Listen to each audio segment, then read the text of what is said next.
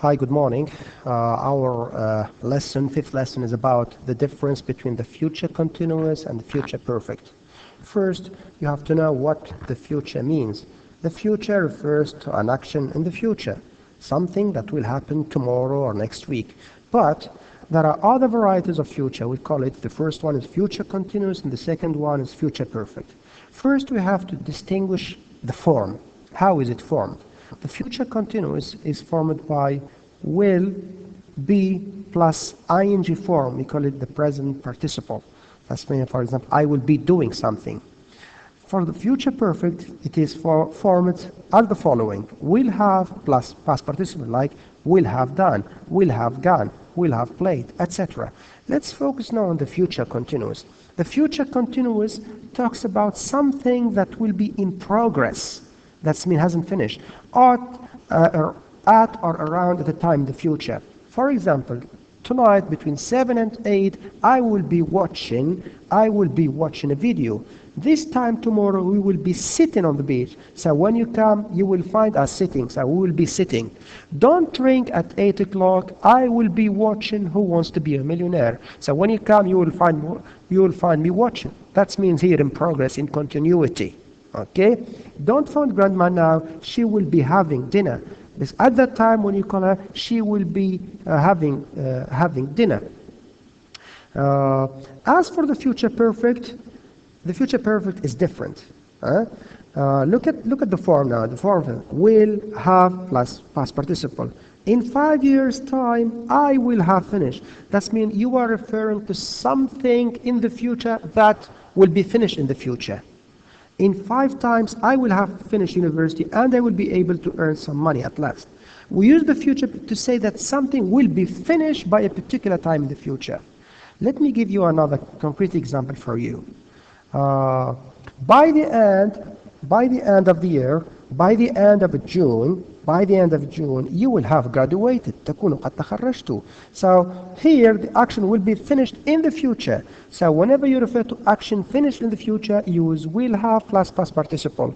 And usually there are two prepositions which are used to refer to the future perfect, which is by and in. Look here.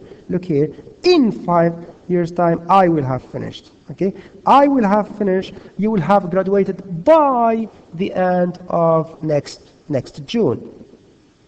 Let me give you 2 other examples here.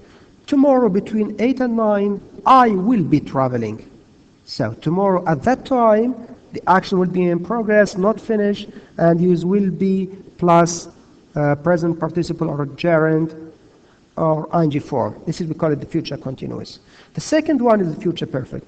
My son's plane will have landed by 4 o'clock in the evening. So will have landed, this means at that time, 4 o'clock in the evening, the action will have finished.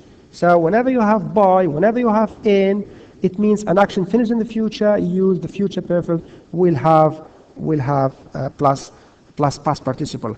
If I want to go back to the form again, and to remind you of the structure or the form of the future continuous, I hope that 20 years from now we will be living in town. At that time, after 20, we will be still living there. So the rule is the form is will plus be plus gerund, will be living. Right? Will be living, that means the gerund or the present participle. We will be living in towns like Gaviotas. As for the future perfect, as you can see, the form is will have plus past participle. By 2050, half the ice caps will have disappeared. So when we reach that time, 2050, all the ice caps will have disappeared. Will be no more ice caps.